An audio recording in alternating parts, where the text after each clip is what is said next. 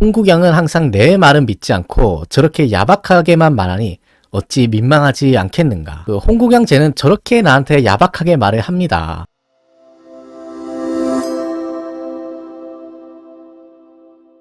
네, 오늘 읽어볼 개방일기는 홍대용이라고 하는 사람이 서연에서 있었던 문답을 기록으로 남긴 책이에요. 그 기록이 이 홍대용의 문집인 담원집에 수록이 되어 있는데요. 오늘은 이 개방일기에 나오는 내용 중에 흥미로웠던 대목을 몇 개 소개해 드리도록 하겠습니다. 1775년 1월 22일에 그 여느 때와 다름없이 정조가 이 홍대용과 함께 서연에서 공부를 하고 있었는데요. 오늘 서연에는 홍대용뿐만 아니라 이 정조의 최측근이라고 할 수 있는 홍구경과 정민씨도 참여를 했습니다. 이날 서연 시간에 읽었던 교재는 그 성악지묘라고 해서 율곡이가 남긴 책이에요. 근데 홍대용이 이날 그 뭔가 작심을 했는지 세손인 정조한테 이렇게 말을 해요. 신이 망령되오나 드릴 말씀이 있습니다.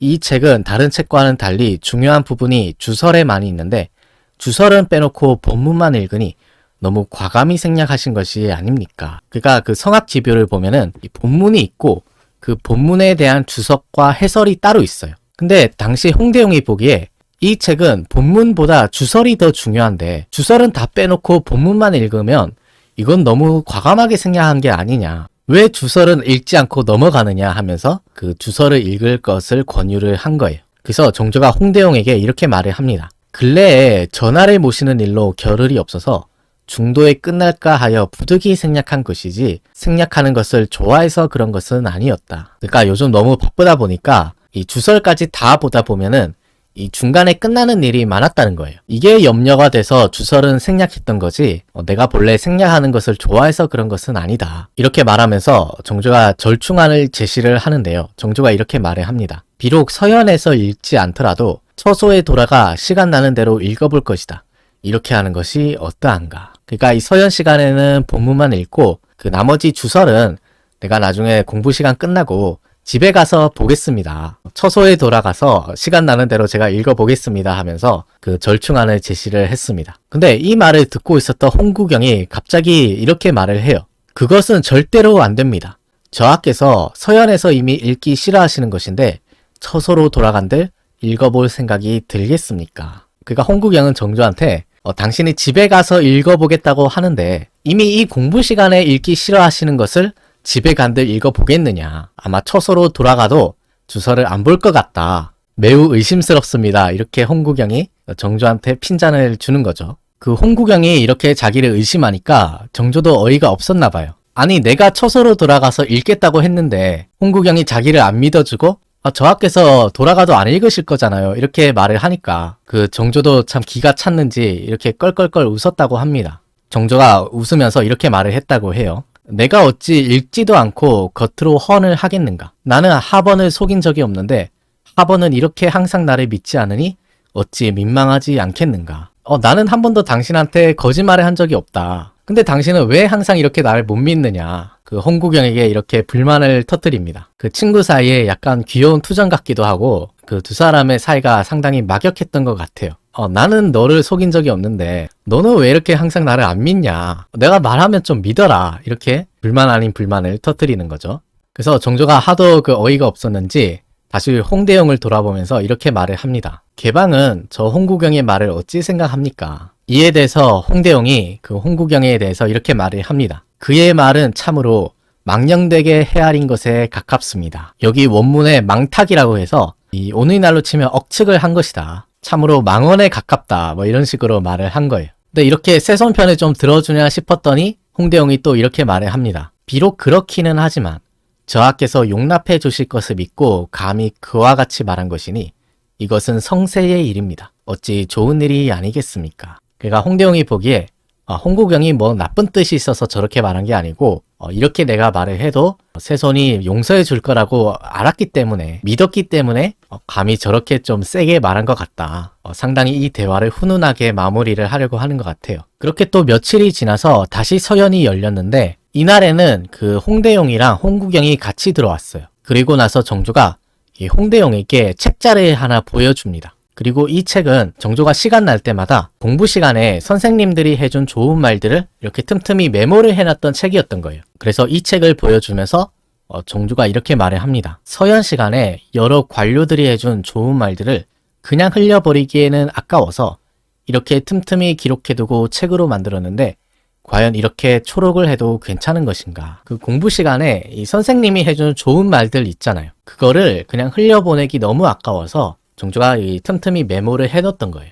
이걸 보고 홍대용이 그 정조가 너무 기특했는지 이렇게 말을 해줘요. 신은 사실 그동안 서연이 중지되거나 열리지 않을 때마다 마음속으로 생각하기를 저하께서 혹시 안일에 빠져 계신 게 아닌가, 아니면 혹시 오락을 즐기시는 게 아닌가 이렇게 걱정을 했습니다. 정조가 딴짓하는 게 아니냐 이렇게 걱정을 했는데 그 정조가 이런 일들을 하고 있었다고 들었으니까 상당히 감동을 했나 봐요. 그래서 홍대용이 이렇게 말을 합니다. 그런데 저하께서 서연을 쉬시는 동안에 이런 일에 마음을 쓰고 계셨으니 이 어찌 다행한 일이 아니겠습니까? 홍대용이 정조의 이런 행위에 대해서 기특하다고 칭찬을 해줍니다. 그래서 정조가 이 말을 듣고 기분이 좋았는지 자기가 기록한 책자를 이 선생님들에게 보여주면서 서로 돌아가면서 읽어보라고 말을 합니다. 그래서 이 책자를 선생님들이 읽고 있는데 정조가 갑자기 이렇게 말을 해요. 좋은 말이 많기로는 홍구경이 으뜸이다. 그러니까 여러 선생님들의 말 중에서 좋은 말이 많기로는 홍구경이 으뜸이다. 당사자 앞에서 이렇게 칭찬을 해주는 거예요.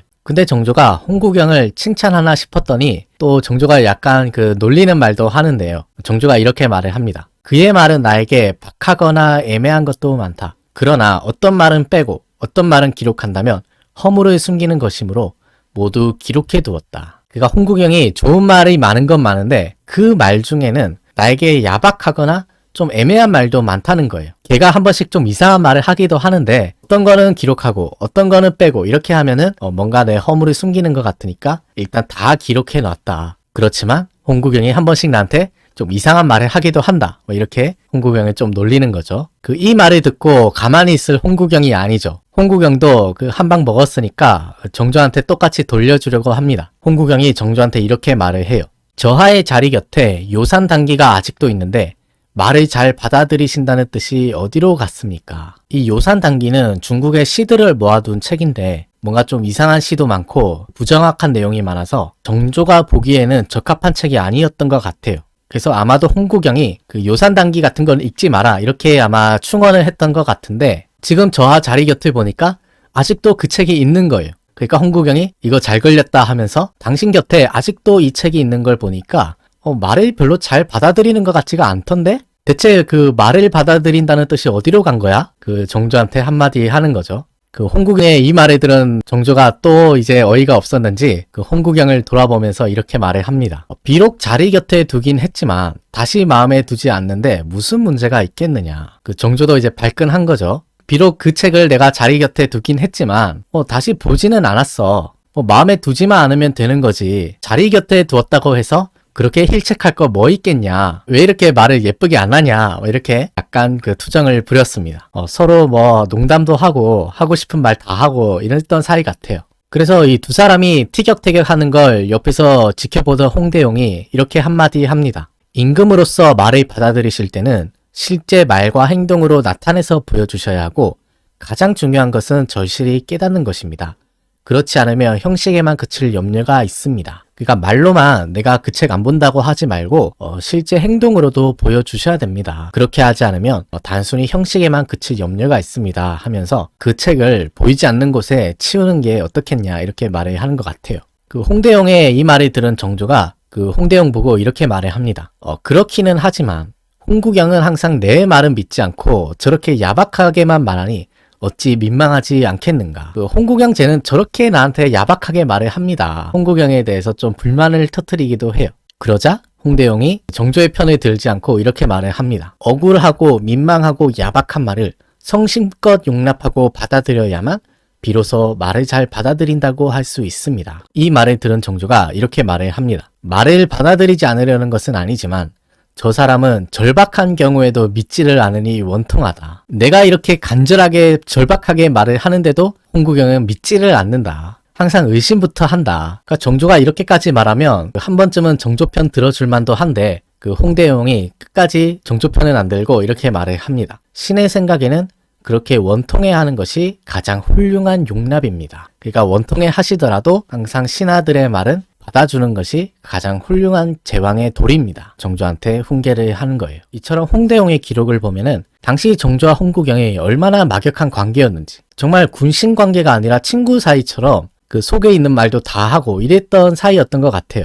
이 두 사람이 얼마나 친밀했는지 그 정조의 엄마인 혜경궁은 이렇게 당시를 밝히고 있습니다. 정조께서 홍구경이가 나이도 비슷하고 얼굴도 예쁘고 재치있고 민첩하니 홍구경을 한 번 보시고 두 번 보시며 아끼심이 높고 무거우니 그 사이가 지극히 가까우니라. 그러니까 두 사람이 뭔가 나이도 비슷하고 뭔가 둘이 잘 맞았던 것 같아요. 우리가 예전 정조극장에서 홍구경에 대해서 많이 살펴봤지만 홍구경은 당시 정조가 어려웠던 시절에 이 옆에서 정조를 보좌하고 그 끝까지 지켜주었던 고마운 사람이기 때문에 정조가 아마 홍구경에 대한 마음이 다른 신하들과는 좀 달랐던 것 같아요. 네, 오늘 이렇게 해서 정조의 공부 시간인 이 서연의 풍경을 한번 살펴봤는데요. 다음 3부에서는 이 정조가 홍대용으로부터 어떤 새로운 세계에 대한 관심, 새로운 문물과 사상, 청나라의 모습에 대한 이야기 등을 전해 듣는 과정을 한번 기록을 통해 살펴보도록 하겠습니다. 네, 오늘 정조극장은 여기서 마치겠습니다. 시청해 주셔서 고맙습니다.